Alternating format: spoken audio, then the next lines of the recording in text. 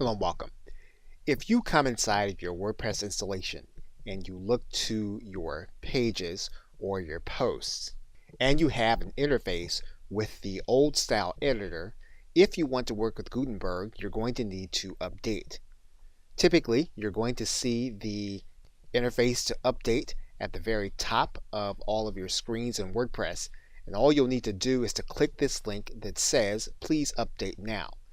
You want to make sure that you have backed up your site so that in case anything happens, you'll be able to restore your data from one location. So what we'll do now is we'll click this Update Now link. Then you'll be brought to this screen. You're going to be given the choice again to Update Now, and then you'll want to click this button.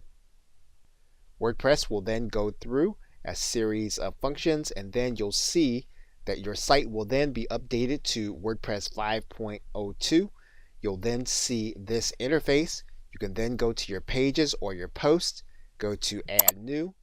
You look at the interface, you're then going to see the Gutenberg editor.